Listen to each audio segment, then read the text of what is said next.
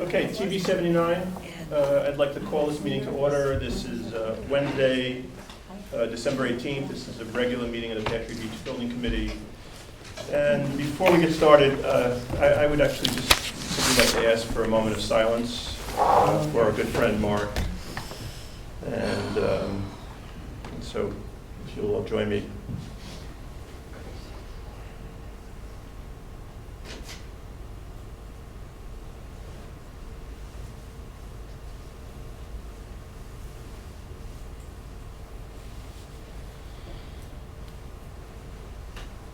Thank you all. Thank you. Okay, so with that, we have, and thank you all for coming.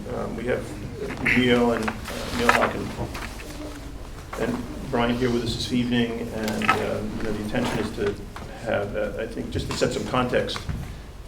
Back probably almost 2 months ago now, a little over a month ago, I had a conversation with Neil. Really following up on some work that we had done on the renovation option. Just as a reminder to folks, we touched on the renovation option. You can go back and look at our meeting of July 10th, and at that meeting, prior to that, we'd asked Neil to come back to us with some suggestions as to what we could do around the existing buildings, kind of in terms of a renovation or add-on to the existing buildings. And at that time, I think the thinking of the committee was not to ask Neil to go back and do too much work on actually kind of pricing out and examining in more detail what we could do with the existing buildings. It was more of an exercise to understand what we could do around it to kind of complement the existing structures.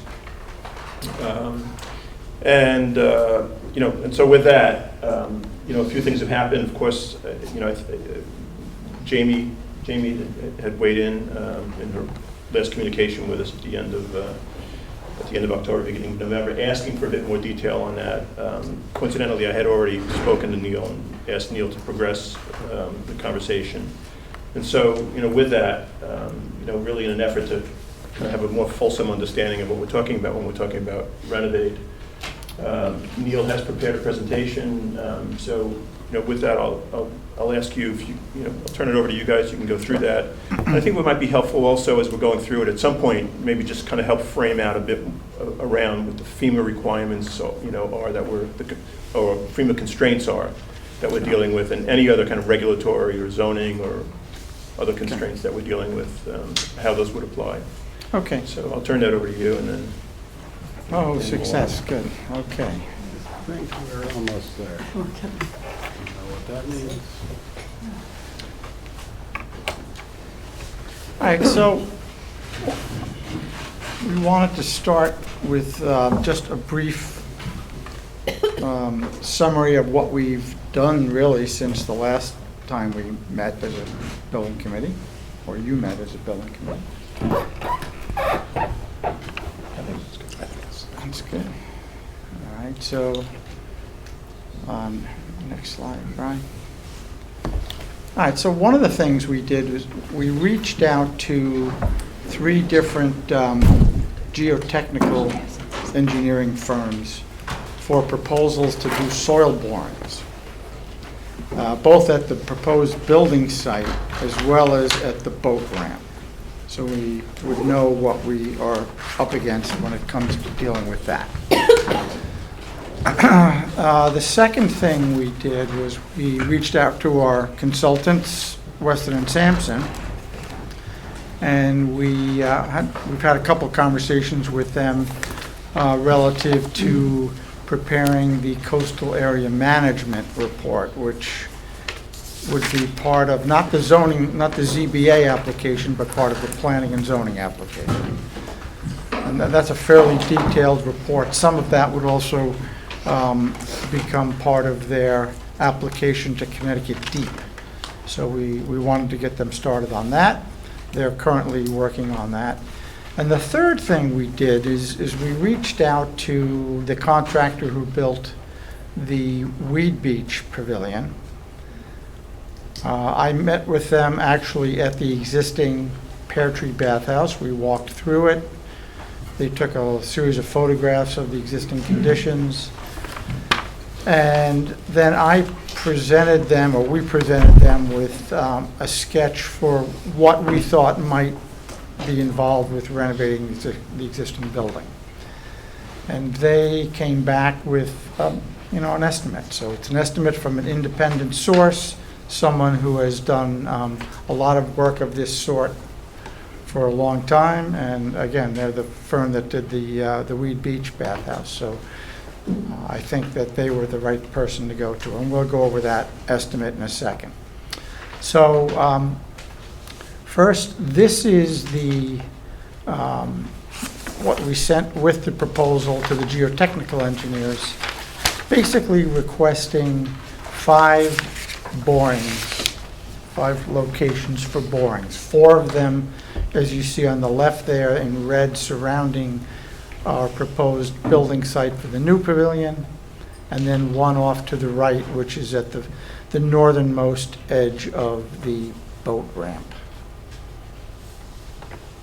We also asked them to, as part of their proposal, to come and poke around the ledge rock around the gazebo and give us their thoughts on what might be involved there. So we have received all 3 proposals. We're currently reviewing them and trying to make a decision as to which one to go with.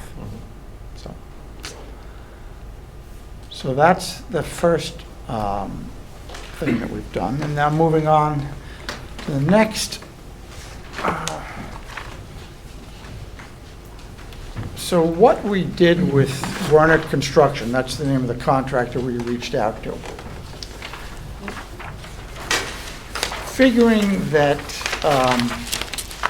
the total, well, let me back up. Just to remind everyone, FEMA regulations allow one to spend no more than 50% of the assessed value of an existing structure to renovate it and keep it in its existing location. Once you go past... It's the appraised value. Appraised value, I'm sorry, appraised value. Once you exceed that amount, then FEMA requires you to bring the entire building up to code. So in this case, the appraised value, 50% of the appraised value comes out to about $96,000. We're not. No. We'll open up the floor for questions, just certainly for comment, and shortly. So what I thought was that, just knowing, my gut told me that there was no way we could renovate the entire building for $96,000. So we studied it and we came up with a scenario where you could renovate it in 3 different components. So one component would be the bathroom element. The second component would be the portion of the building that currently houses the lifeguards, the first aid, the police, and the concession. And then the third element would be a renovation to the outside to make the exterior more aesthetically pleasing.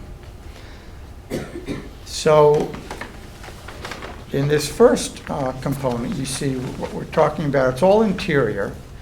We would replace the existing exterior doors.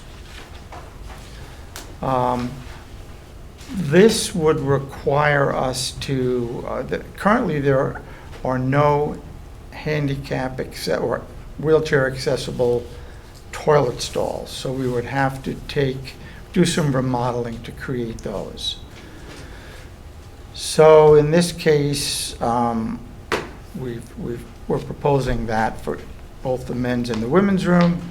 We're proposing then taking one of the existing shower stalls, turning it into a second toilet in the ladies' room and a urinal in the men's room, and then renovating 1 shower stall per restroom.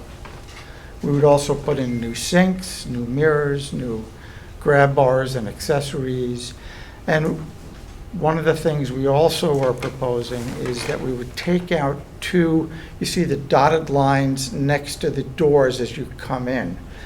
Those are currently concrete block walls that really confine a person in a wheelchair. So we're proposing to take those out. Because of the location of the toilets themselves, I don't think there's any problem with visual need for screening, so for privacy. So that's one thing we're proposing. And then the final thing we're proposing here is to create two changing cabanas, little spaces for people to change in that area when you first come into each restroom. We're also proposing to paint the interior, all the interior walls and ceilings, and to put a new epoxy paint on the floor. And then finally, probably one of the largest components here would be to raise the existing electrical panel, which as you're looking at this component, it's in the lower right-hand corner of the building. And right now, it's down low. If you've got flooding, like in a Sandy type storm, that electrical panel would be underwater. So Brian met today with Pete Solheim, the building inspector in town. And Pete did confirm that we would have to raise that up to elevation 15, which is the FEMA flood elevation. We wouldn't have to take it up to elevation 17, which the new pavilion would have to be at, but only up to get it up above 15. This continue to be outside? Yes. Okay. So, with all of those elements of the scope of work, the cost came in at approximately $79,000. And that, actually, all those items are a subtotal of $67,250. There's an insurance requirement that is about $1,600, and then a 15% overhead and profit on top of that would take you up to $79,000. So that is one thing that could be done for under the $96,000 limit that would renovate the interior of this bathroom component without requiring us to take the whole thing up to code. All right, so then the second component. Just 1 second. Sure. I think you said the other day that if you did the renovation, you couldn't reduce the number of fixtures, you had to keep the same number of fixtures? That's correct. Okay. That's under FEMA? No, that's building code. That was a conversation with Pete Solheim. Okay. Definition of fixture? Sinks, toilets. Toilets, yeah. Showers. Sinks, toilets, Showers. urinals.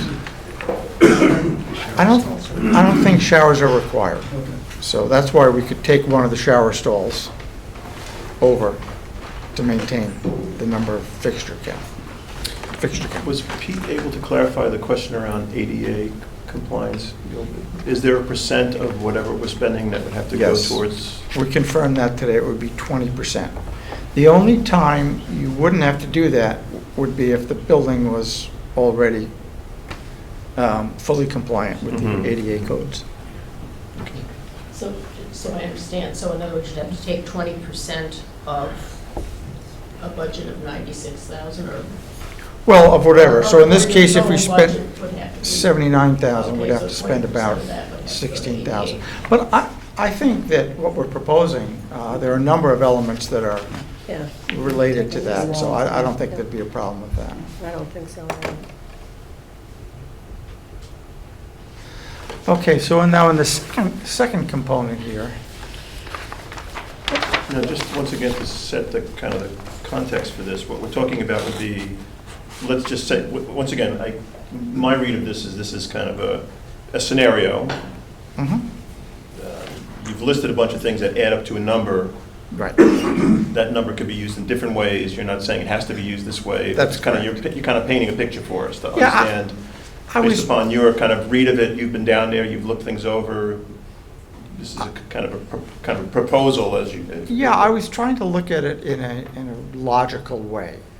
You know, I don't think it makes sense to renovate part of the interior of the bathrooms and part of the interior of the other, and a little bit on the exterior. You're going to get a... Having said that, there's nothing that would prevent that from happening. No. Right. No, So then this is just my opinion. Yeah, of course. How we might structure it. The other part of this is the 3-year look-back kind of constraint, which basically says, now you're going to move on to the next component. When we talk about moving on to the next component, if we were to do this, let's make believe and say we're going to break ground fall of this year. Mhm. No, sorry, fall of 2020. If I did the math right, I'm not a mathematician, but I'm basically thinking here, we couldn't break ground on the next component that you're going to talk to us about until October of 2023. That's correct. So you could, in this scenario, renovate the bathroom component next fall, renovate the other component in the fall of 2023. 3 years out. And then wait 3 more years till 2026 and renovate the outside. Yeah, and the other thing that... Or any of those yeah. components, because each of these components comes in below the $96,000. Yeah. And then the other thing that Jeremy reminded me of, which I think is an important point, is, so let's say we were to do that, it's September 2020, we break ground, we do this, and God forbid something catastrophic happens in July of 2021 and damages the buildings to the point where they're not usable, Mhm. at least that building, we have, I guess, $15,000 left in the kitty, because we're only allowed to spend $96,000 over that 3-year period. So we can't go back and say, hey, we're going to now figure out how to fix this. We're not allowed to fix it. We're allowed to fix it only up to the sum total of $96,000, a spend of $96,000 in a 3-year period. So I just want to be clear about that. Well, and if we did it for 79, though. You've got a little, that's- yeah, so you've got a know bucket that- of money that you can, So you've exactly got right. 17. Yeah, that's exactly right. To repair theoretically. Yeah. And 3 years later, the number wouldn't be 96, it would be bigger because of what you've done in Yeah, 2000. you'd like to fix it, yeah. You'd like to Right. fix In it. theory, yes, the appraised value will go up, that's correct. Well, let's just be careful here. So if I can, I mean, basically what we're now moving on to is a different building. And we would not have made any improvements to that other building, so there's nothing to say that the value of that second building that we haven't made any improvements to will have gone up in 3 years. But I 2 take- buildings, I- we're touching 1 building in year 1. We're improving it certainly, but we're not going back to that same building 3 years out. We're going on to another building that we haven't yet touched. That's These now aren't- 3 years old in these aren't- effect. These aren't treated as one building? This Well- is treated Yeah. as one building Yes. now. So, Yeah. Yeah. The assessor has assessed it as one building. Good. And FEMA has, we've run that by them and they're in agreement with that, so. I stand corrected. Kind of confused myself with the earlier way of looking at it, but Yeah, yeah. yeah. Now, so Neil, if the thing were demolished, if we had another bigger than Sandy event that just took the whole building down, Yes. and we only got $15,000 to rebuild the bathroom building, is that the way you read it? Other than building new? Well, if the building was demolished, they would build a new building to conform to. And we'd have to- Yeah. You couldn't rebuild. You couldn't renovate. There's nothing to renovate.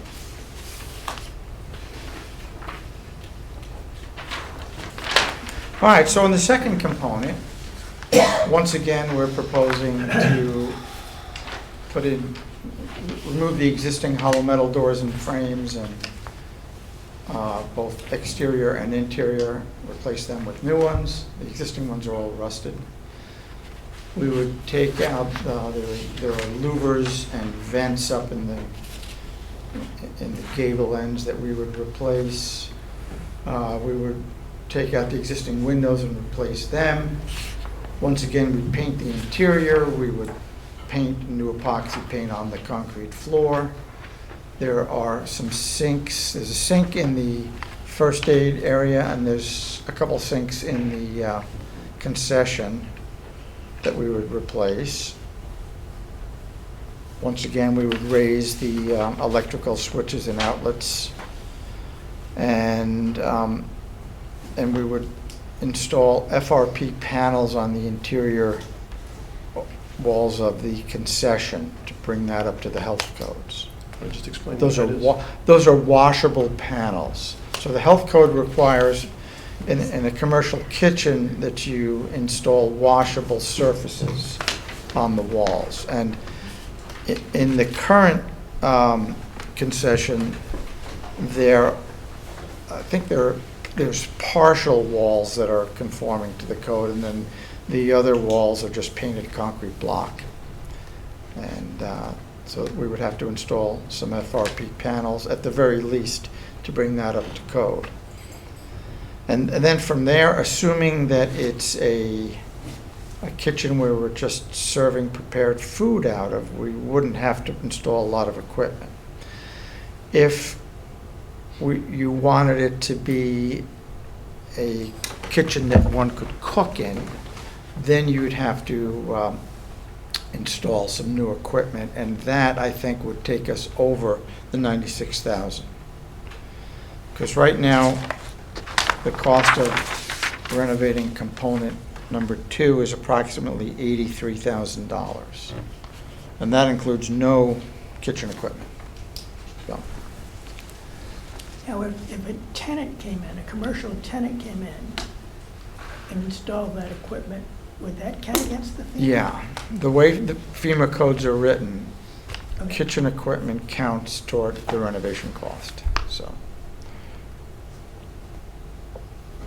So that would limit us to a concession that only served foods that had been prepared somewhere else.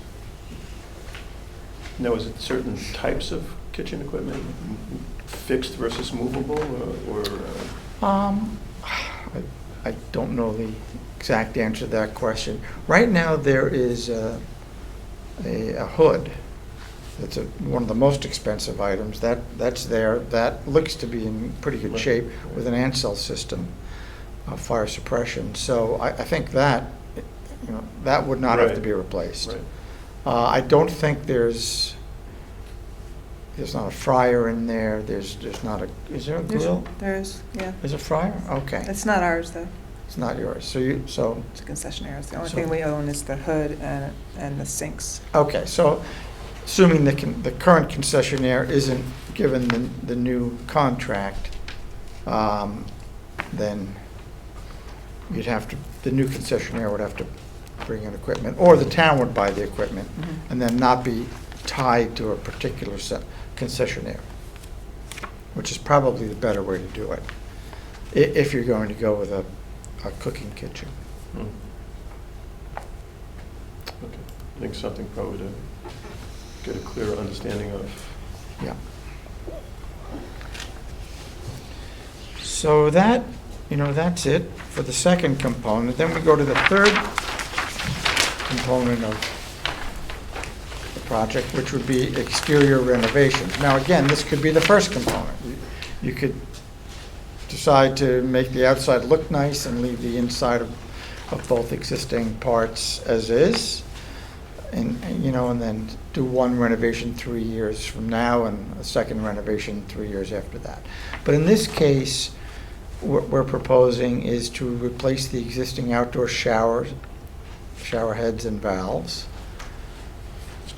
We thought one thing you might do is trim out the existing posts that you see there on the covered porch, something that would be more attractive than what's there now. We thought we might put white cedar shingle siding over the existing brick, and then paint that, and retrim the eaves and the rake boards. So basically give it a fresh skin on the outside. And that would make it look very much like a beachside pavilion, similar to Weed Beach, but without the stone veneer at the base.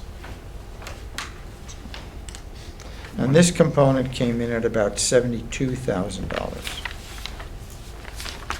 So you see, if you add all three up, you're in the range of about $250,000. So you couldn't do the entire thing at once, given our $96,000 limitation placed on us by the FEMA Right. I think you might look at these and think about what's going to create the most appraised value.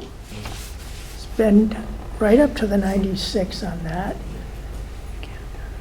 That would allow you to get a lot further in the second one, rather than, and you wouldn't have that much to do in the third one. It's just a thought. Yeah, I mean, another simpler way maybe to say what you're saying is, by the time you get to the third one in this scenario, theoretically, the value of the building is appreciated by $180,000. So now you get another $90,000 on top of the original 96. Right, I was thinking of it differently, but that's even a better way to look at it. So I was thinking that if you could increase the value in the first installment Yeah. by enough that you might be able to do 2 and 3 almost together. Anyway, that's, Yeah. okay. But yours is maybe a better way to think Well, of I it. mean, either way, I mean, Yeah. I guess it's kind of Yeah. something to be Yes. mindful of. that Yes. To your point earlier, you're increasing the value of the buildings. And Yeah. theoretically benefiting from that in each subsequent tranche. And once again, these are just 3 ideas. You could mix and match and take components of parts of each of the 3 components and put them into a project that would represent a phase 1 at 96,000 or below. So, Neil, on the electrical, if you fix the electrical in the bathrooms under scheme 1 here, is the building inspector going to require you also to upgrade the electrical in the other building? not clear. We don't think so. When we met with Peter, he had answers for certain questions, and then he also stated pretty emphatically that he needed to see a set of drawings that show the scope of work for him to really weigh in on some of these questions. So,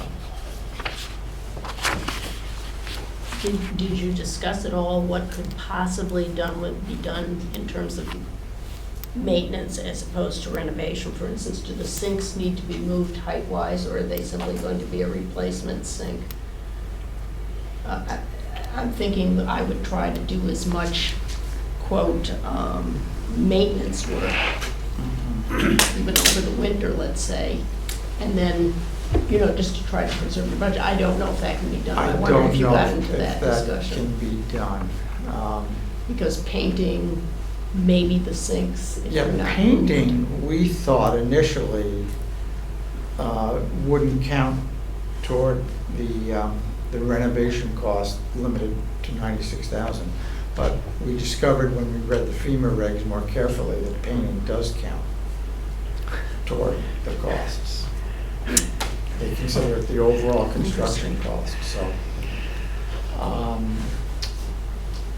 Regarding the sinks,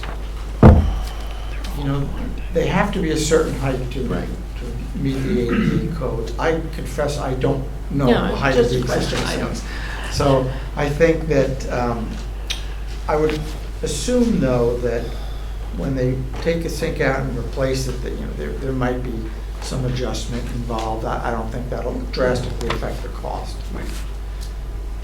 One thing that will affect the cost is jackhammering, go back.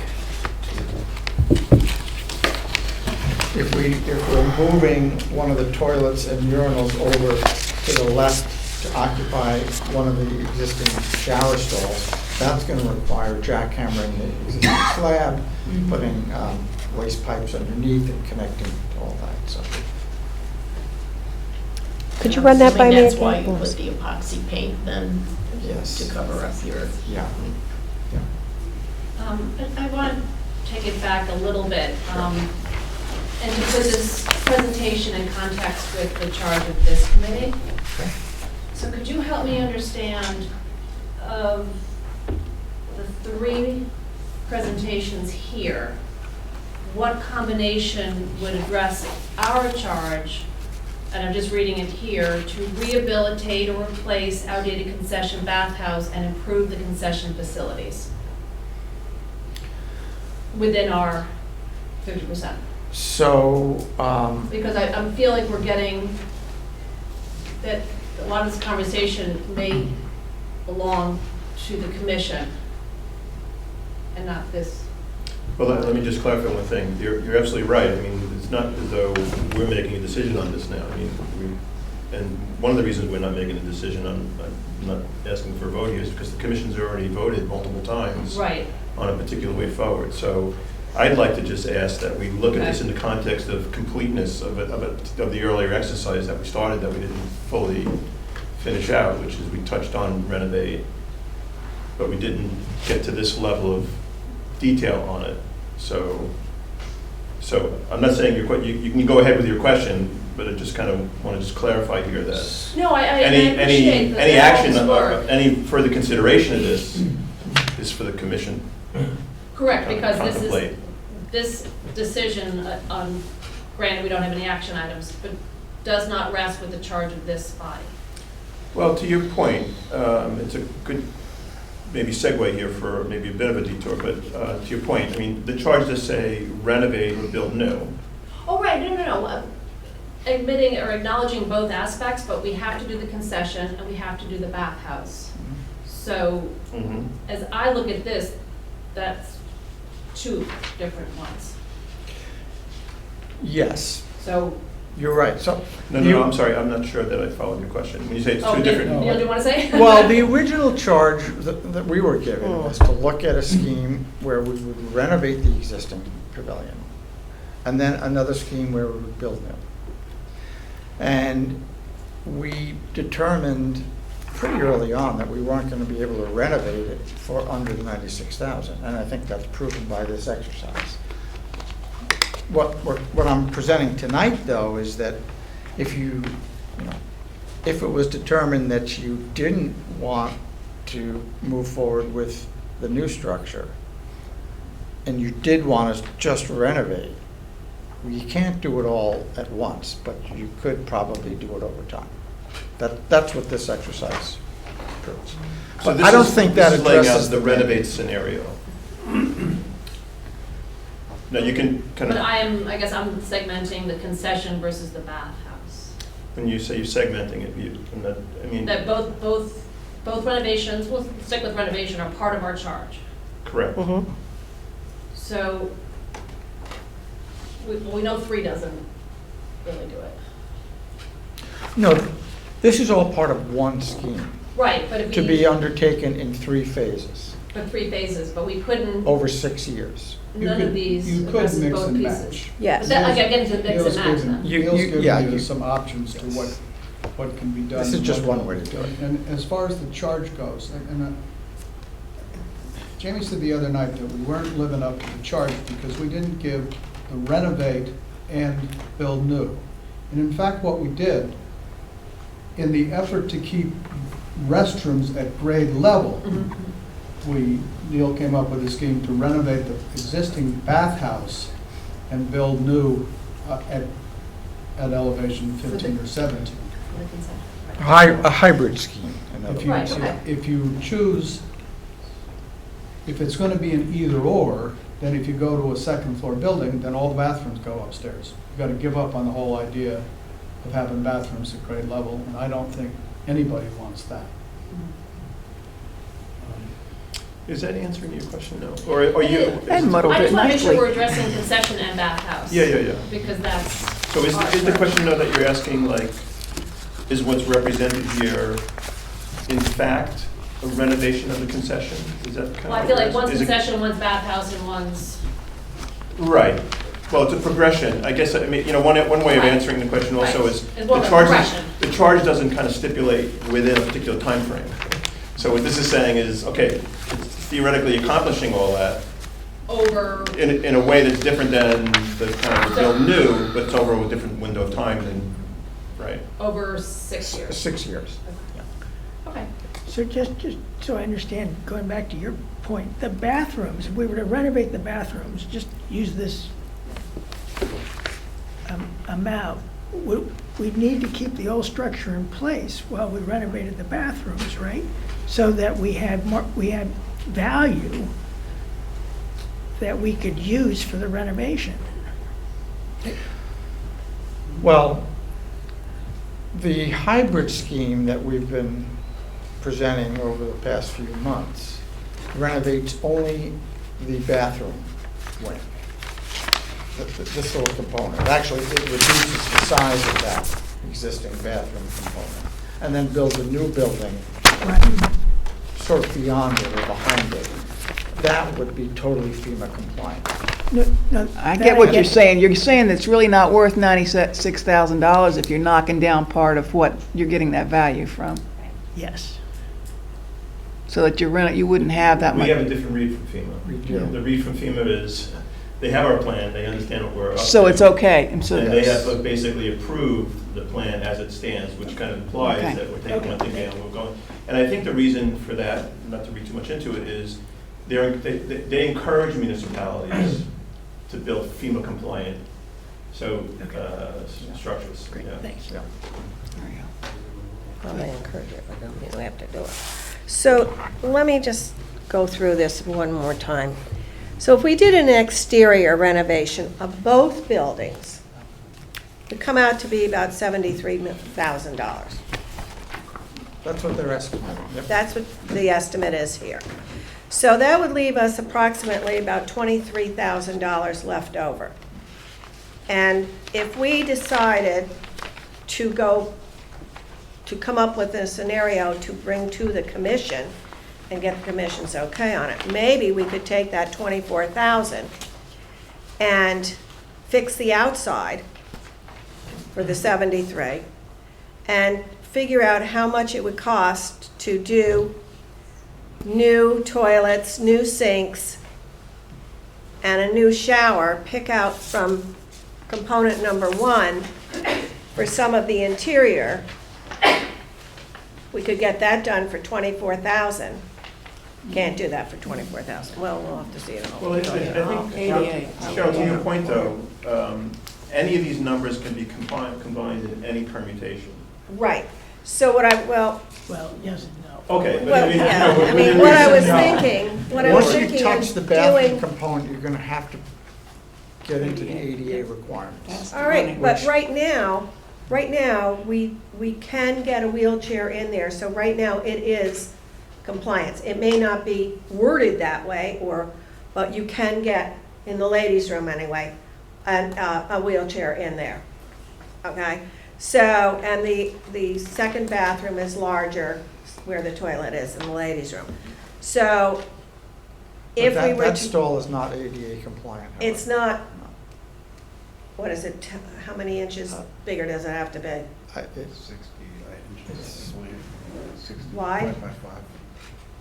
Okay. There are Yeah. certain scenarios where you can So adjust if we it. were to, what I'm trying to say is, if we were to do the outside, okay, which would make it look 180% better, and we were to try and pick and choose how we could do some of the inside of the bathroom this year, well, 2020, that would, by doing the outside, that would give us a higher appraised value to the following third year, so that we would have more money, hopefully, to do the interior of the concession stand and the rest of the bathroom, which could be done completely in the 6 years.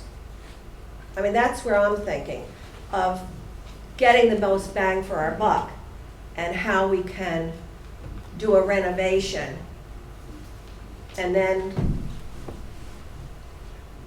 the gazebo has nothing to do with the, okay. Yep. Strictly the bath and concession. That's what I'm thinking. I was gonna say, based on the comments we've heard from the public, I think the main problem that people pinpoint is the bathrooms and would like an updating of the bathrooms. And then my other question is, this would not preclude us if we wanted to put a patio out front or if we wanted to put decking around the building or an awning and structure, as long as it did not touch the building, we could still, Yes. it wouldn't be making the facade more attractive, but make the area more attractive with, if you had plantings and decking and or a patio or something, that would be outside of the FEMA budget, correct? That's correct. Yep. And that actually goes back, once again, to the July 10th presentation that we went through. Neil presented some scenarios for adding other elements. Right. Like that one? Any other questions for me? Is there any further discussion on it at the moment? Thank you very much. Yeah, thank you. That it? Oh, I do have a question. Short meeting. Naturally. Wait a minute, let me get back to the beginning.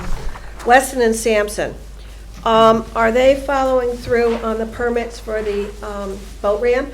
And when will those permits come up? Or where are we with those permits? Well, the boat ramp permits were going to be part of the application to Connecticut Deep, as well as the application to Darien Planning and Zoning. So they're part of the larger application. They haven't pulled those out and started separate applications on those. Because they're part of the larger project at this point.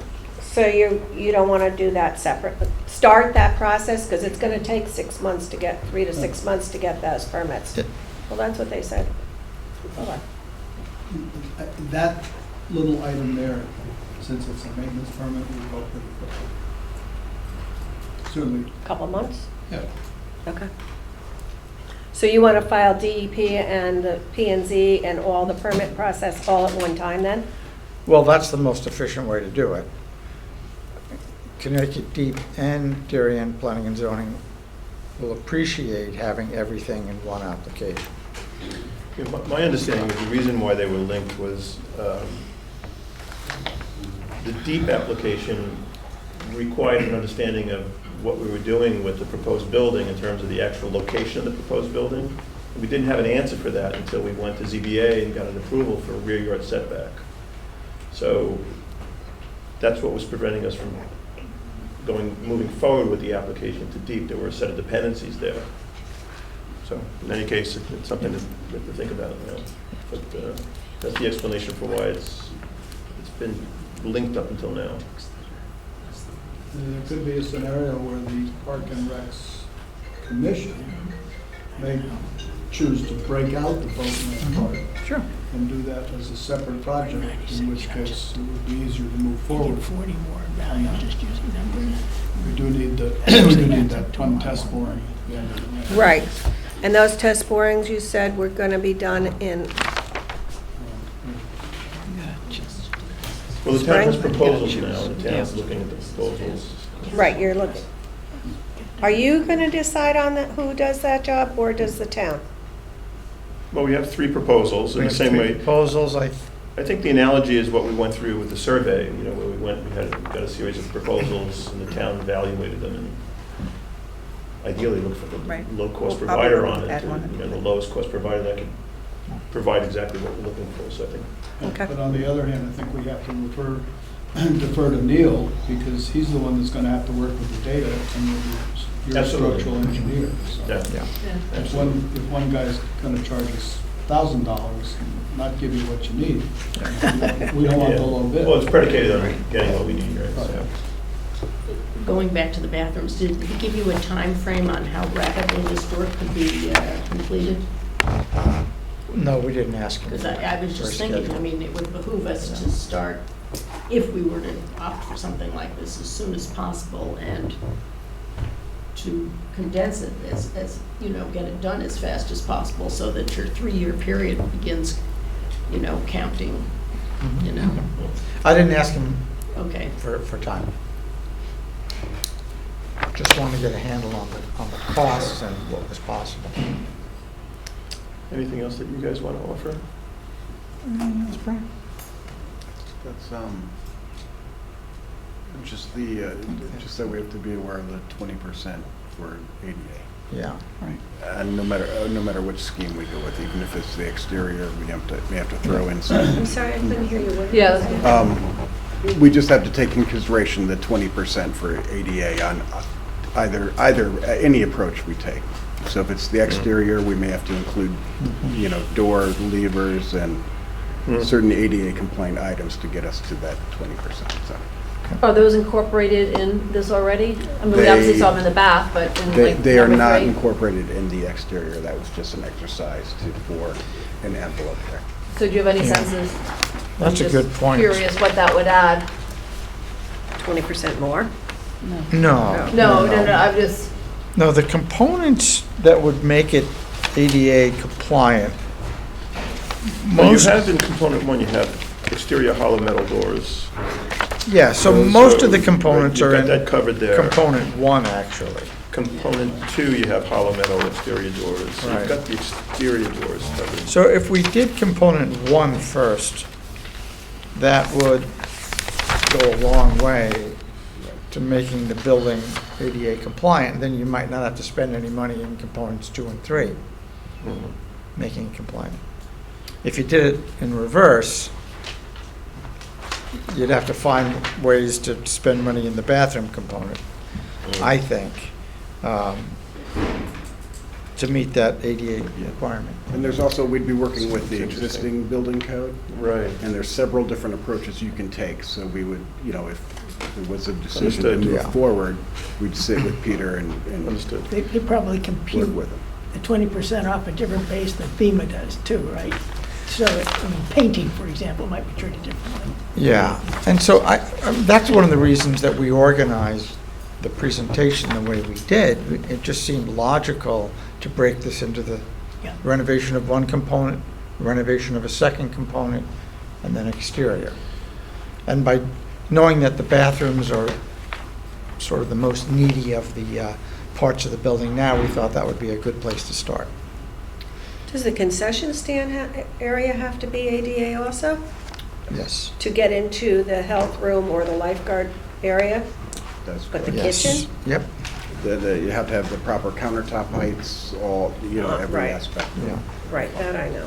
but I'm sorry, is that included in your detail of component 2? Yes. Yes. Okay, Yep, So, the ADA aspect. yeah. so component 2 is ADA across the board. At this stage of the exercise, we included that. Yeah. Can you say a quick word? I know because the questions come up before. My understanding is that you've had multiple conversations with Pete Solheim since the beginning of the project. You want to just maybe chat a little bit about like those checkpoints that you've had along the way with? Well, we've met a number of times with zoning, with Pete Solheim in building. We've met with the health department. Trying to think, we've met with State Deep. Yeah. We've met with just about every authority that will weigh in on an application. And again, Pete was very helpful. One of the things he told us was that we could not reduce the number of toilet fixtures if we remodeled this. We had to maintain the same number of fixtures, not counting showers. What else did he tell us? Well, he confirmed that we would have to spend 20% of whatever the renovation budget is to make it more ADA compliant. He did mention that we would have to raise the electrical panel up. What else did he get into? There's so many aspects that there has not been a decision made on yet. Sure. That we couldn't get into too many specifics. Yeah, I just wanted to Yeah. confirm that there's We've been in quite a lot of constant contact and dialogue. through the whole process. along the way And, here. there's like I said before, there's several ways to approach it. And Yeah. Understood. if we do move forward, we would sit down and figure that out. Thank you. Look, I think you guys did a very thorough job recognizing, it's kind of a cut, early cut, so thank you very much appreciated. Okay. You guys are Thank good. you. Any more questions? That's it? Thank you. Okay. Thank you very much. Have a nice You're holiday. welcome. Yeah. Yes, Yeah, good you too, holiday. everyone. I'm going to scoot out. I didn't tell them.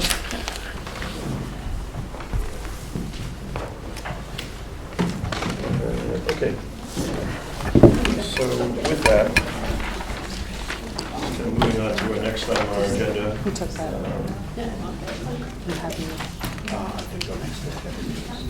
Try to move quickly through the remaining items here. So we've got the minutes of December 4th. Yep.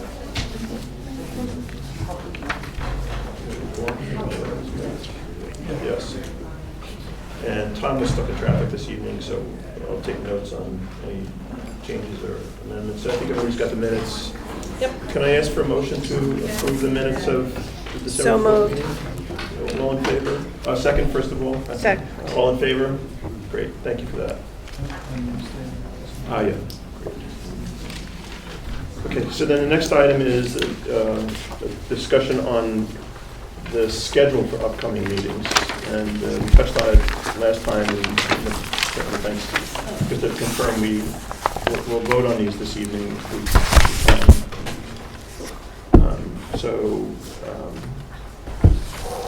I'd like to invite a motion to approve the schedule with one exception on the schedule, and that is the January 8th meeting. I'd like to suggest that we eliminate the January 8th meeting, and our next meeting would be January 22nd, and that would kick things off, and we would otherwise stick with the schedule that's here, if that works for everybody. Did we decide that April 8th is okay? That is the school break. It is. I'm fine. with Yeah. it, so- I'm fine with that. Okay. And I know I would not be able to attend the June 24th, but just Yeah. FYI. Yeah, I think just to get these in the book, and then we can make adjustments as we go along, I guess. But, Well, then they become special meetings and it Yeah. gives flexibility, but, I don't have a crystal ball for where I am a month out, so I'm kind of winging it here. So can I'm sorry, did you have something? No, I was just going to move that we accept it. Okay, great. We accept it with the elimination of the January 8th meeting. Wonderful. Can we have a second on that? Second. All those in favor? Okay, that's great. Thank you very much for that. So then the next item on our agenda is public comment. And thank you all for coming out. Got a full house here this evening. I just ask if you folks have some. I'm sorry, please. No, go ahead. so may I make a motion to amend, oh, shoot, never mind. I wanted to amend the agenda to move new business before public comment. To move what? To move new business before public comment. Just so we can conclude our. Do you have some new business that you wanted? No, I just wanted to know what we wanted to do with this and whether or not, how we're going to work with the commission. I just wanted an opportunity to talk about that. Oh, yeah. I'm sorry, that was the one thing I felt perhaps we should.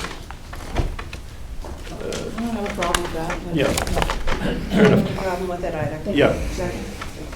great. All those in favor? So we're just Yeah. changing the order on the Yeah, agenda. just my hesitancy, and just to be completely transparent, what I had done is I put new business where it is after public comment, and it maybe just kind of wasn't clear on it, to create the opportunity for us, because we have this kind of funny situation with not being able to comment about what we hear from public comment. So going forward, what I'd like to suggest is we'll keep a window here, we can call it whatever we want, where we could summarize what we're hearing, and in those instances where we feel we'd like to respond to what we're hearing, as opposed to just. Oh, absolutely. you know, No. so, I think but in any case, that's appropriate. you know, yeah, But so thank you, yeah. we'll figure out how to do that anyway this evening. So, okay, so we've switched it. We're on to new business. Chris, it sounds like you've got some new business. No, I just wanted to, following this presentation, I feel, just to clarify where we stand as a building committee and Yeah. how we are working with the commission, because I feel at this point, we need clarification, and the commission needs to opine on the timing if this becomes a multi-year project. I feel Yeah. where we're gonna go with that. I don't have answers, I just wanted to make Yeah. sure we have a direction. Yeah.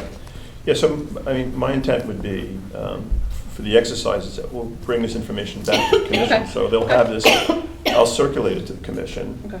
And then we'll leave it to the commission's discretion as to what they Fair enough. want to do with this. I'm not sure that I'm in a position to kind of say any more about it That's this fine. evening. But That's fair. Mike is basically our eyes and ears on the commission. So he has to bring this stuff back to them, and they've got to decide what they're going to do and whether they get some more input from the Board of Selectmen or not. It's not up to us. No, exactly. It isn't up to us. I think that's why I just wanted to clarify, but Yeah. that this step is now going back to the commission to clarify the project, to clarify the timing. Well, let me, just Well, to be more specific, this is information that's been developed through the building committee that I'll simply provide them with now. I think it's kind of self-evident, it's a set of estimates around a renovate option. Right. So if you follow my point, I think it'll be up to, the chair to determine, okay, so we've got this information, what do we do with it? Correct. Okay. If you, like I said, I'm not sure, it's beyond my kind of remit at the moment to kind of make any other commitments for the. No, that's fair. No, that's absolutely sufficient. I just wanted to make sure we stated that. And then we are still awaiting word back from the police commission, just so we all have That's my that on understanding, a. yeah, yeah. Um, That is my understanding. We're aware that the police commission met back on the 11th, Mhm. right, and deliberated a bit over it, and my understanding is that they've taken it away and will further, I guess, evaluate it and do some strategic thinking around how it fits in. Again, that's not to us, that's to the commission. But Correct. Correct. Yeah. Go Okay. back to the commission. Yeah. Those are just the two items I wanted Yeah, to bring thank you. forward. Do you want us to have any kind of discussion of what we just heard about tonight at some point? And maybe bring some thoughts back to the commission on what we think about all of this and how we're thinking? Or are we just Yeah. gonna say nothing and just give this plan, the new plan, to the commission and say, It's a good question. here you go? Yeah, it's a good question. So, I use the term self-evident. I'm not trying to be flippant about it, but I think, the commission will see this and they'll know what it is, and I'll give them an update. And they're aware that it's coming. Because they don't have Pear Tree on their agenda for tonight. Correct. Yeah, they're trying to work through a whole series of other things. Right, the budget. A number of other parks in Right. town, so. I think the best way to kind of leave it for the moment, this is my opinion, I'm open to any other opinions, the best way to leave it for the moment is that, I'll communicate this. What I'll do is I will send this along to Lori, and I'll CC all of us. Lori couldn't make it this evening, but I'll CC all of us. And invite Lori to ask us questions on what's here. And then I think we want to give her the latitude to, my suggestion is give her the latitude to think about what she wants to do with this information. And if she wants further information, she'll come back and ask us for further information. I'm not sure it makes a lot of sense. The earlier conversation where, just to kind of pick up on that, where you were kind of exploring different permutations for how to mix things. That's a great conversation. I think we should have that conversation if it's something that I think the commission wants to understand more about. Otherwise, we're just having a conversation. I'm not sure how productive that is, if you follow my point. I'd like to focus on things that are productive. So until the commission says, guys, go back and look at this more thoroughly, I'm not sure us discussing this any further is really productive. It's my opinion, but. And you want to just go around the table and get feedback from the Sure. people that are here on what we saw tonight? Sure. Absolutely. Go ahead. Go ahead.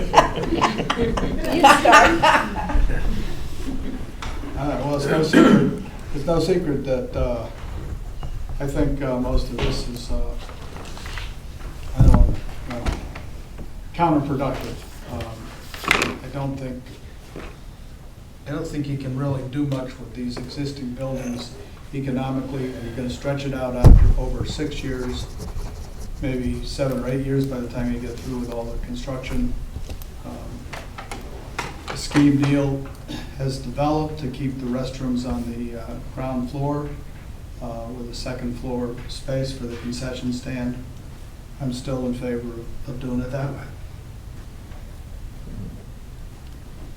Why don't I go next? Okay. Unless you want to. Oh, go ahead.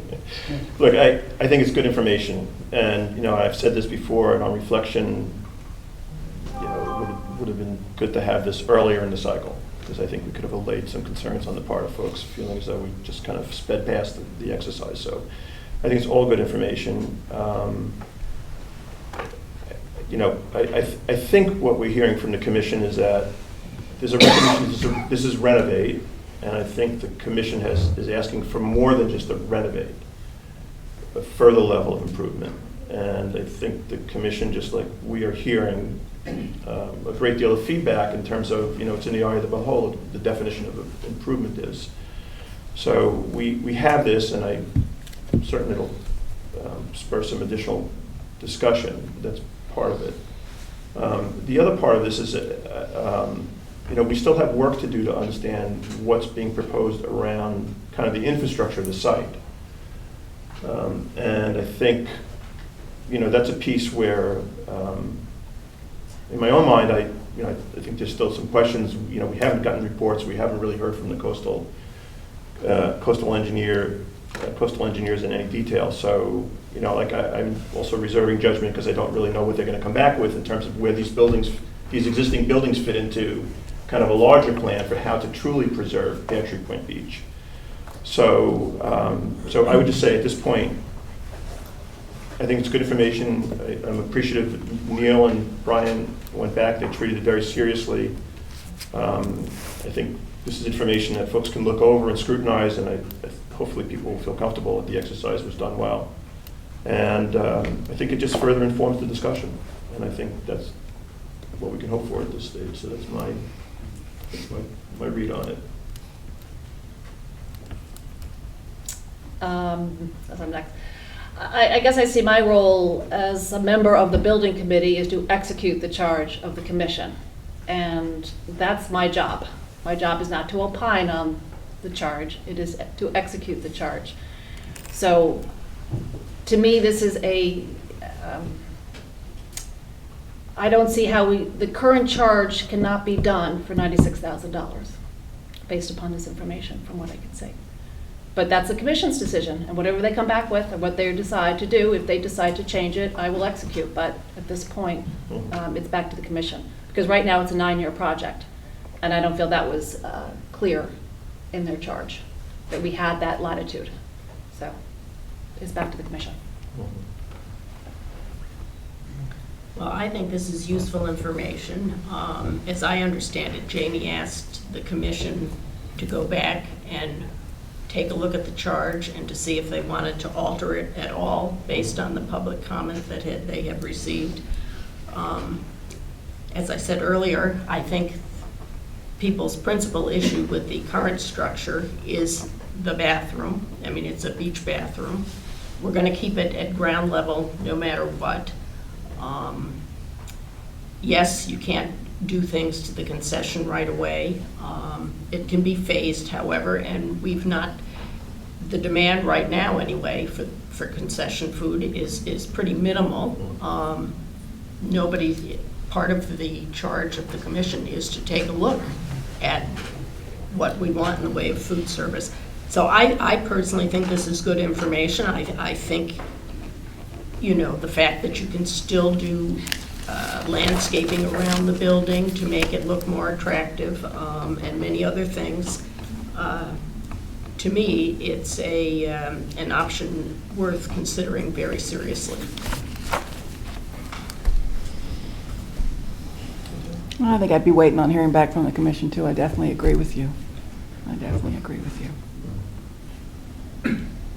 I keep thinking of, you know, these buildings sit there. You're pointing to Krista. Yeah, I am. Sit there and the water's rising, you know, and I'd like to make them more resilient. And I don't think we're going to make them more resilient the way they are right now. I'd just like to point out, you know, this facility has been around since Sure it has. 1978, and it's withstood It has. many storms. It It's has. structurally sound, so, I mean, it could blow away. That's, you know, and we'd have to face the situation at that point in time. But I think the odds of that are pretty small, and there are alternatives if that does happen. Well, I think this is fabulous. I think it's been a long time coming. I think we should have had this a long time ago. It was part of the RFP. It was meant to be something that we had to look at. Am I happy with the figures? No, I am not. Am I happy with all the constraints that we have? No, I am not. But that's the way it is. But we have to realize that we have to go back to the commission, and you're absolutely right. It is all about what the commission wants and what the commission doesn't want. They are the keepers of the parks and the beaches. But we also, I think, in my own opinion, we also have to listen to the taxpayers of this town who are going to be paying for this project. Whether it's up, down, sideways, or backwards or forwards, it doesn't matter. And I think that the commission, with all the emails and the letters and whatnot that they have received, I think they need to start to think about what the residents of this town, the community wants and needs. It's a bathroom. It's not a school. It's not a huge project, thank God. We're not building the Taj Mahal here. I like the I don't like it being out. Like you said, it'll be 9 years by the time we get done. I was hoping to have a shovel in the ground yesterday, but that's another story.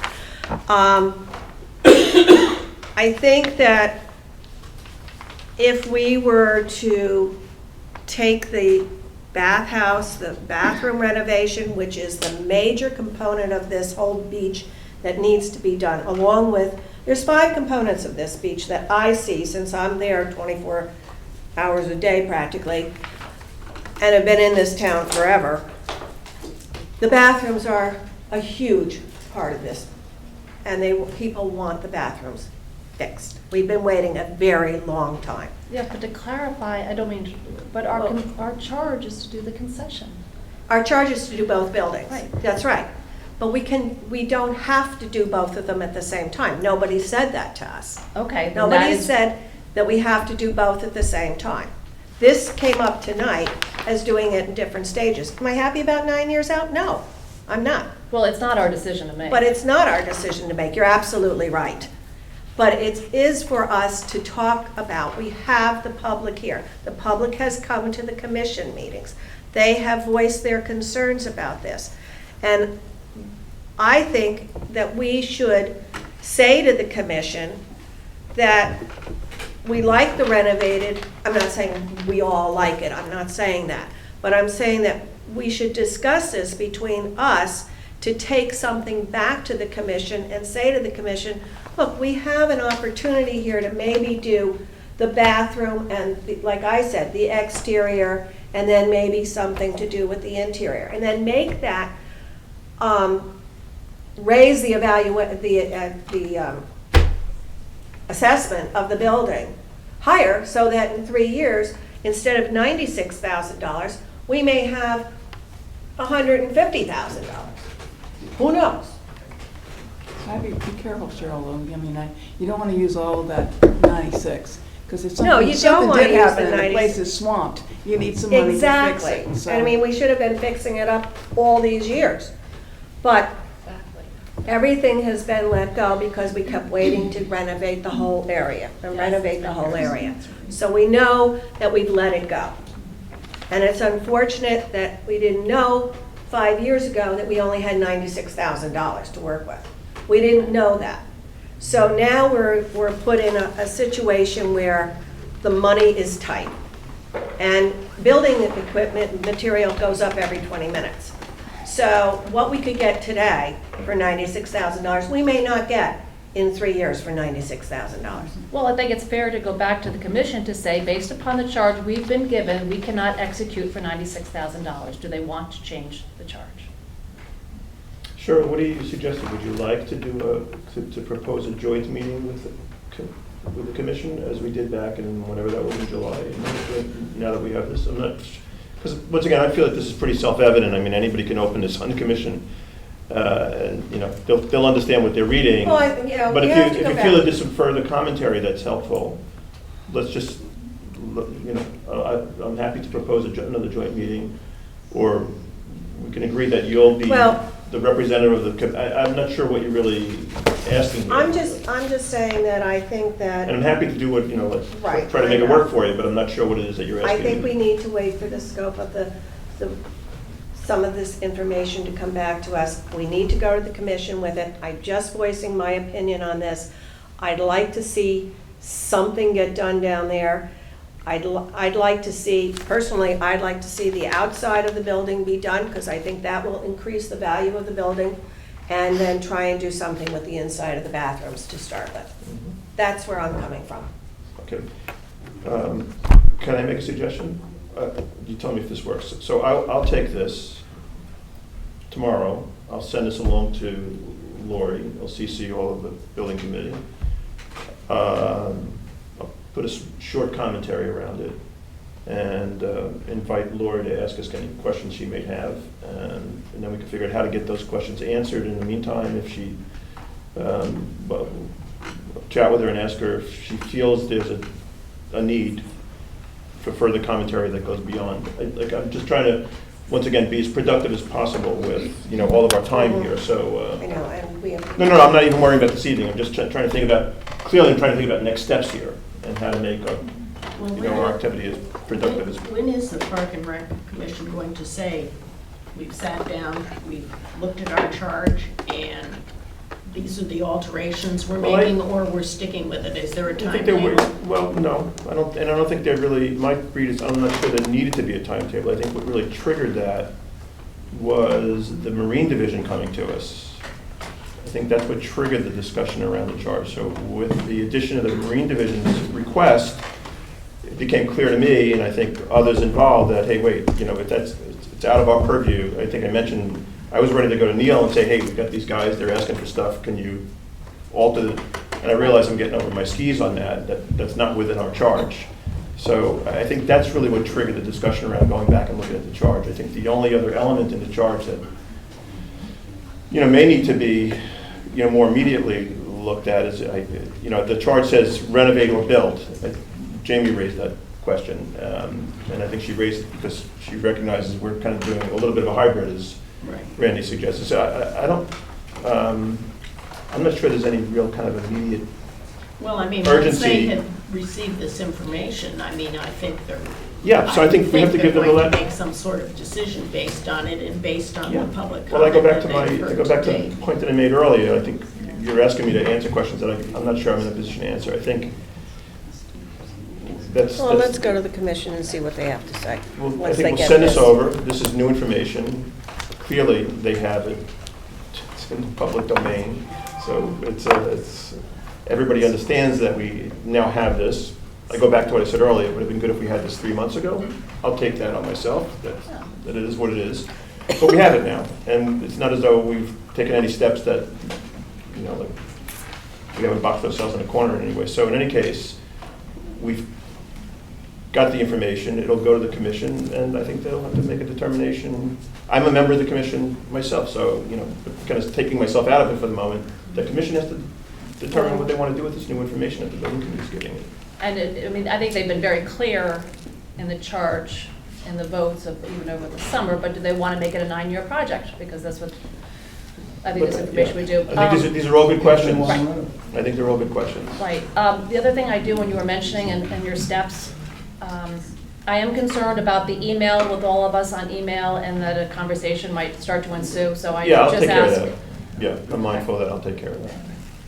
Yeah, and, you know, separately, I'll have a conversation with Laura and ask if, when she's ready, when the commission's ready, the committee is ready to come to the commission and have a dialogue around it. Sure, you know. absolutely. So, does Okay. that work for you? Yep, thank you. Pam, did you have anything that you wanted to discuss on the new business? Yes, I wanted to address the fact that I had made a change to the FAQ, that Cheryl was pointed out that it seemed as if it was representing the fact that I was only looking for people that were supporting the project, and by no means did I mean for that to interpret that way. I think all voices should be heard. We're seeing it here today, some that disagree, some that approve. We have to go through a process. So we have updated that information, all taken care of. Have we got the meeting schedule online, now that we've approved it? Yes. Yeah, we can talk about it. Okay, any other new business? Nope. Okay, so at this point, we open the floor to public comment. Thanks, Krista. And I'm for gonna those of you who would like to make a comment, I just asked if, we don't have, I guess we do have a podium, but if you could just kind of come up to the side there, just state your name and your address. My name is Amanda Faulkner. I own at 43 Hillside Avenue in Darien. I grew up in this town. I've lived here forever, raised my kids here. I am a licensed real estate agent. I'm also a builder. Can you repeat your name again? Amanda Faulkner. Thank you. I'm a real estate agent and I'm a builder. I've done multiple renovations in this town. They know me quite well in the building and zoning department. I carry a lot of expertise, and I think that there's really I think a lot of people in town. I've been a lifelong resident of this town, 60 years, and I care deeply about this town. I think that the new bathhouse, the new proposal, is a gross waste of taxpayers' dollars. We have many bigger fish to fry here. I think that people go to the beach to go to the beach. They don't go to the beach to go to the bathroom. Going to the bathroom is a function of being at the beach, but we're not going to the beach to say, what a great bathhouse. I think that the reasons I pulled a lot of people in town, and the 4 main reasons that they oppose the big structure, the new structure, is environmentally. I've built projects near or on the water. I've done extensive pile driving. I'm familiar with soil testing. I don't know why they did a soil test over by the boathouse. That's completely unrelated area, but that's another point. So environmentally, purposefully, I don't think a lot of people oppose it purposefully. We don't want this fancy thing. The purpose to go to the beach. Pear Tree has always been the chill beach. It's been the beach that people go to when they want a mellow, quiet time. The vista is amazing. It's beautiful. I think a big fancy thing would ruin a lot of the purpose that people go to Pear Tree Beach. It's the quiet. It's the beach that girlfriends want to talk, teens want to be together, families want to have their picnics in the picnic area. The third reason I think is fiscal. I think that you guys cannot point out what it's going to cost us down the road. Being a builder, I know that I usually nail things on budgets, on estimates, but one thing you cannot nail is the cost of a foundation in a coastal area. You cannot estimate what you don't know. Okay, so that number will get way out of control. The fourth reason is aesthetics. We don't want a big looming structure in this area. So those are the 4 points that I've found that people in town oppose this project for. I'm a renovation expert. That's what I do for a living. I also am very involved in this town. I teach at the senior center. I give back to this town, which I have forever. I care deeply about this town. I can make a structure look beautiful, and I believe in renovation environmentally, and I believe that you're not just throwing good money after bad. When you renovate, you can do it in a sound way, and you can make it look gorgeous. I really think that, renovation is the way to go, and I know a lot of people believe in that. I have put together I spent some time doing this. I put together a budget, an estimated budget, and as I say, I get very close to the numbers. May I? I'm sorry, I should have said some ground rules in front, and so we'll try to keep the public comments to a few minutes. If you have something you'd like to leave with us, please do. You can have mine. It's very good stuff. That sounds Give her all of our Raise those hands again. Thank you. Thank you. Being a contractor, I've gone to Plimpton and Hills, which is a plumbing supply store. I have here a list of every single plumbing fixture that would be involved in the bathhouse renovation. I have a list of, I have costed out demolition number, dumpster, flooring, windows. I have a window schedule here. There's 4 new windows. I consulted and got an estimate from my building supply company for Anderson, the exact size of what's there, not replacement. the top of the line Anderson for weather conditions in this type of area, clad, whatever.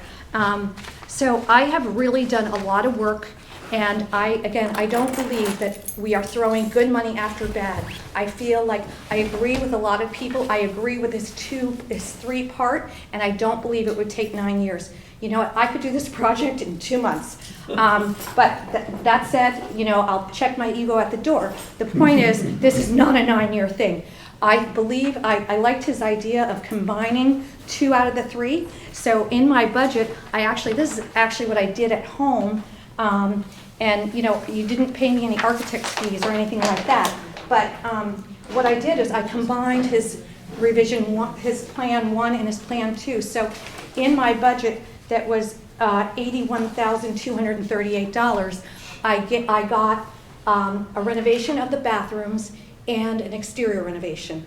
And then, so 3 years later, we could do the kitchen. But in this, it also accounts for, you know, putting in a new sink in the concession stand and a new sink in the first aid. Now, I haven't been in those spaces, but it allows for, this stuff allows for handicap toilets, grab bars.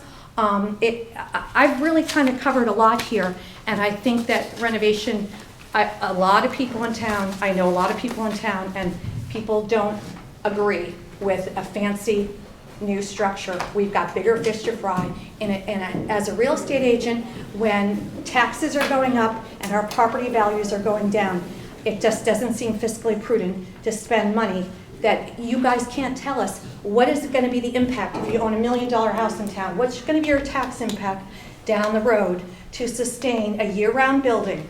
What is that going to be added to our, if you have a $2 million house, what is that going to be? There's too many unknowns. And again, as I've said, I have built near the beach, and I know what driving piles and all that stuff costs. It's outrageous. And it's also an impact environmentally, huge impact. So that's pretty much my Could spiel. I have your address, please? 40. I'm very happy to share my budget numbers. I like the idea of combining his renovation 1 and 2, so that would be the bathrooms, because they are gross. I'm a person that can't stand a gross bathroom. But you know, the floors are slimy, but if you build new, the floors are going to be slimy too. So, I mean, and I don't think we go to Pear Tree Beach to get a fancy 3-star meal. We go to get a little snack. I don't think that cooking facilities are needed. I think that a nice bathroom is needed and a pretty facade. So I've proposed to box in the columns, to put some window boxes, fix that louver thing. And again, these things are all detailed in my thing. I spent a lot of time on this, and I think that the taxpayers have a right to have the town be fiscally prudent. Can I have your address, please? Both sides? Yes. Okay. Are you Thank going to you. share Thank you those very much. pieces of paper? Jeanine, I thought you gave her your time. I did not raise my hand, Mike. I was one of the Somebody's people double who did dipping raise my here. hand. Oh, okay, so Janine Hackett.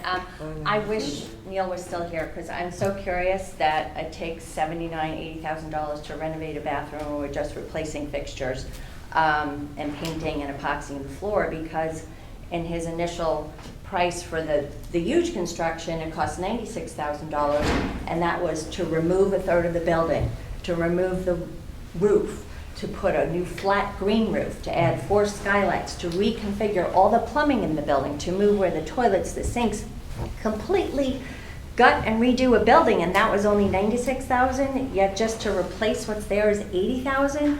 And I just don't, it's a complete disconnect for me, because I don't see how that first number, 96,000, is accurate.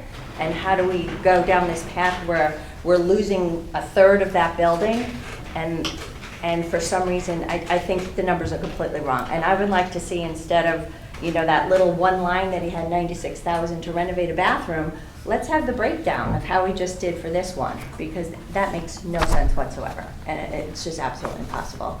The other thing I just want to get on Amanda's point of, You don't know what's going to happen if you tear down the concession building. You have no idea what's under there, even if you do your test borings. You have no idea how much money is going to be added to that. And my third point is the police renovation.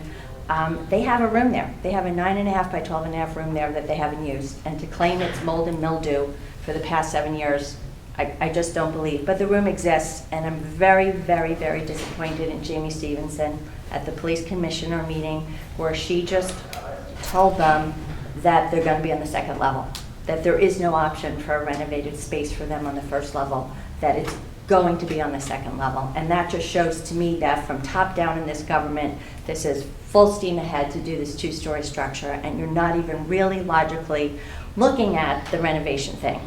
You're just on the fast track to do a two-story structure, and if Jamie is telling the police that their room's on the second level, then there's no way we're renovating, and that's not fair. You're not listening to us, and I hope you will.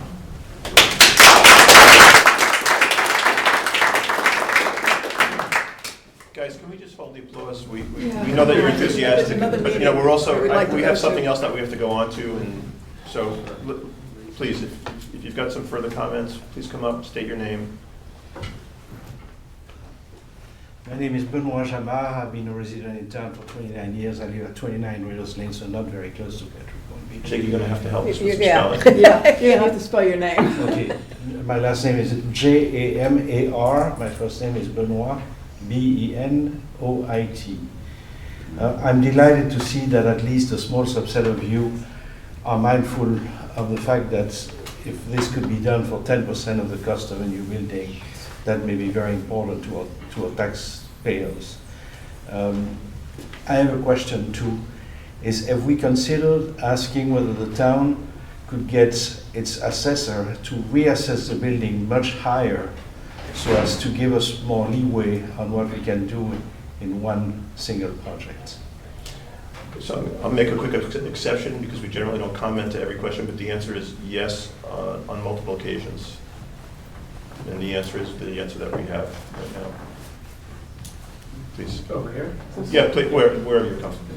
Hi, I'm David Durkin, D-U-R-K-I-N. I live on Pear Tree Point Road. To the building committee, thank you for your service. I assume it seems like this has been rougher duty than anyone probably expected when it started a year or so ago. I live at and love the beach, Pear Tree Point Beach. My favorite time of year is the summer and early fall when the beaches are crowded with families, beachgoers, and boaters.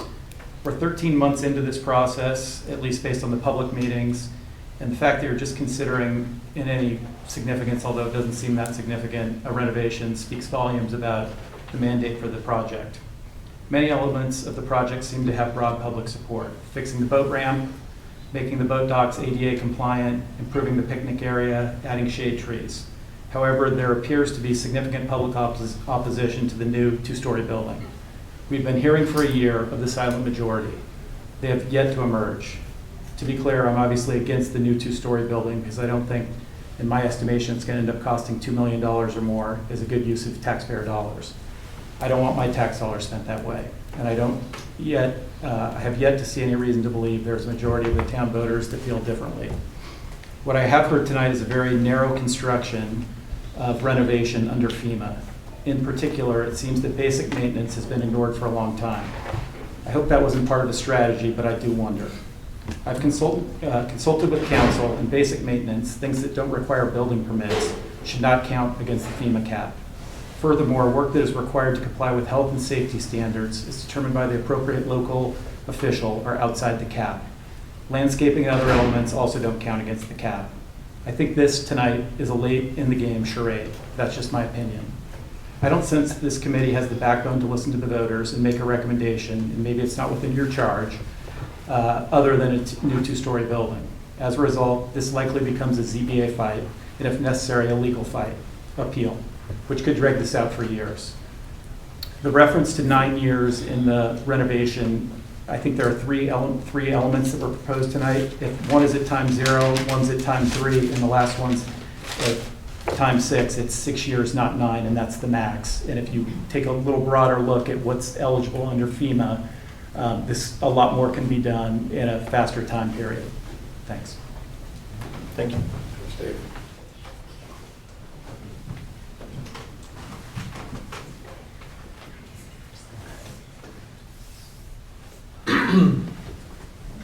My name's Justin Scott. I'm a resident of Darien. I'm not a long-term resident like many of you have been. I moved here just over 3 years ago from Greenwich, and one of the very appealing things about Darien is that you have these two very different beaches. Weed Beach, which is an active recreation beach, and I've got kids and they love that side of it.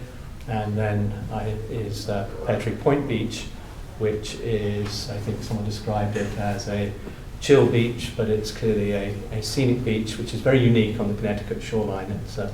It's very special. And surprisingly, now my kids have got older, one of them likes that as well, because that's where he goes with his friends to chill. I'm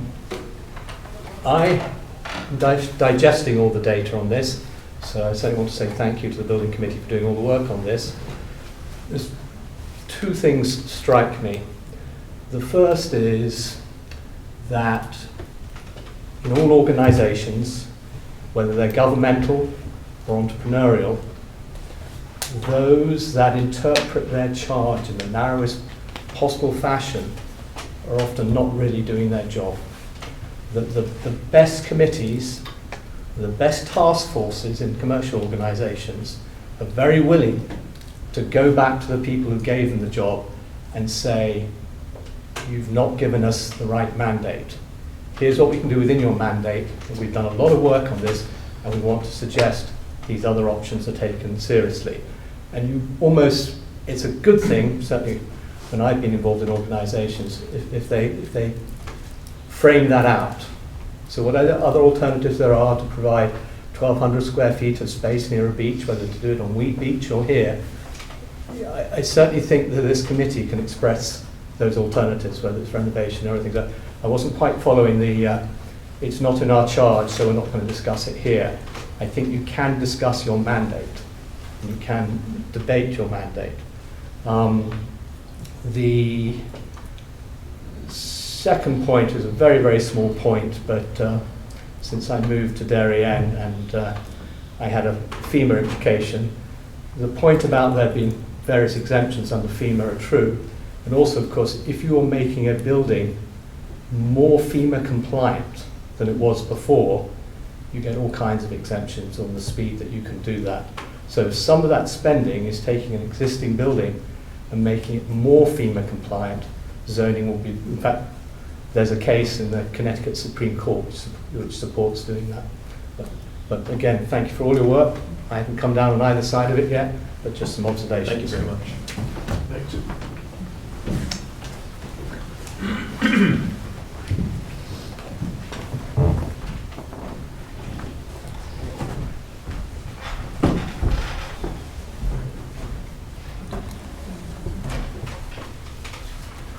I'm Andy Millar, RTM member from District 4.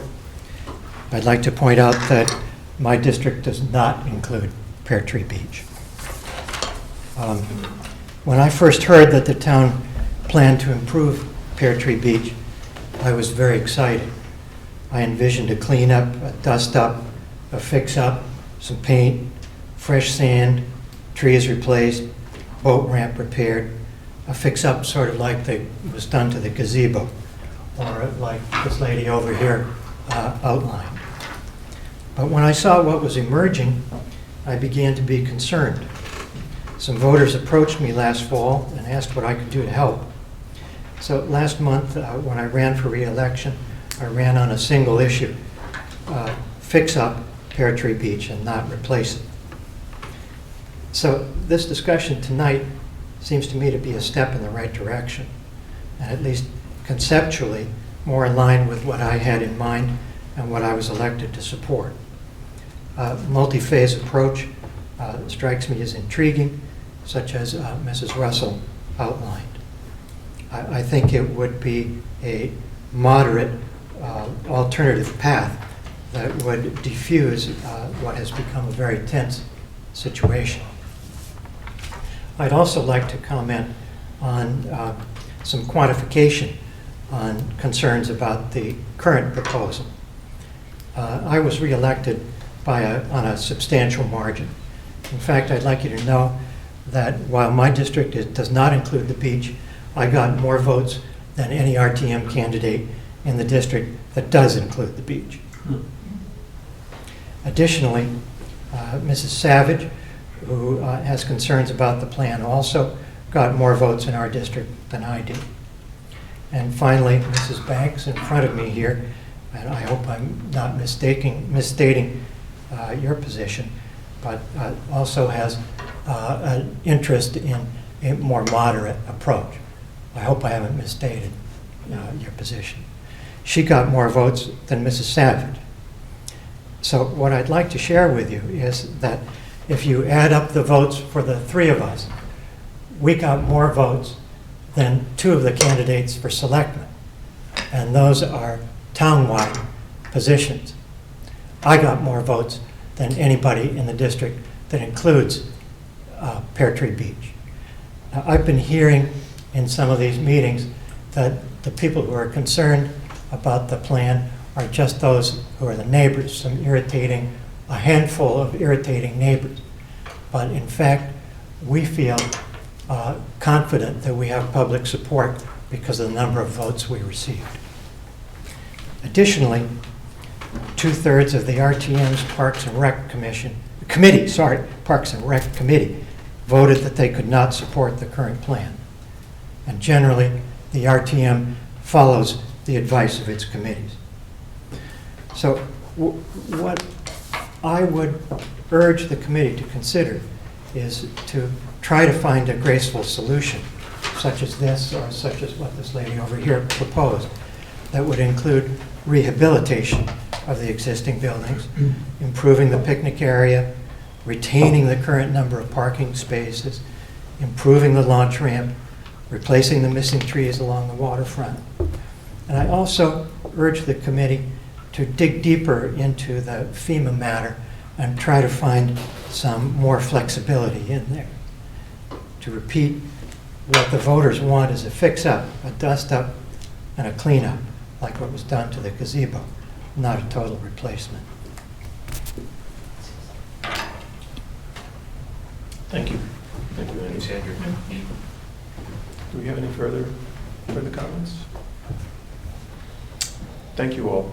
I'd like to just try to summarize, maybe just come back on a couple of quick points here. And once again, this is kind of in response to recognizing that this public comment in the past has been a kind of a bit awkward for us, because I think typically the rules of public comment are you speak, the community speaks, shares their thoughts, and we sit here and listen, and we don't really comment. But I think we're learning from the process, and I think we're kind of, so making a small adjustment here. So I'll go backwards in order. So first off, FEMA. There have been a number of comments about opinions about FEMA and how flexible FEMA might be. What I can simply assure you is that we've had a number of discussions and significant contact with FEMA over the course of the last year. That includes Diane Ivkovich, who's the Connecticut State representative for FEMA. That includes Diane Ivkovich's superior, Molly Kaput. Those folks are well aware of our plans. They've been well aware of our plans as they've developed from start to where we are today. And they've weighed in very specifically, not only with the building committee, but also with Jeremy Ginsberg, who we've also been in contact with. So I would simply say that we're doing exactly what we're being asked to do by all of you, to make sure that we fully understand the FEMA guidelines, the FEMA requirements, the FEMA constraints. There may still be things for us to learn, but just by way of reassuring the community that we're working very, very closely and very diligently to fully understand what FEMA is asking of us. And that goes, the same goes for DEEP as well, Connecticut DEEP. We were up in Hartford. We've been in conversation with Danielle Missel, who's the DEEP representative on this particular project, and is very familiar with various different projects that have taken place throughout the Fairfield County. So that's FEMA. The only other point I'll make here is, because it's come up in a couple of instances, there's been a question, I guess, as to whether or not there's mold, continuing or existing mold in the existing building. And the answer is no. I think what folks may be referring to is the comment that might have been made by one of the members of the Marine Division that post-Sandy, when that building was inundated, there was mold that developed. The Marine Division went back into those buildings and cleaned all of that out.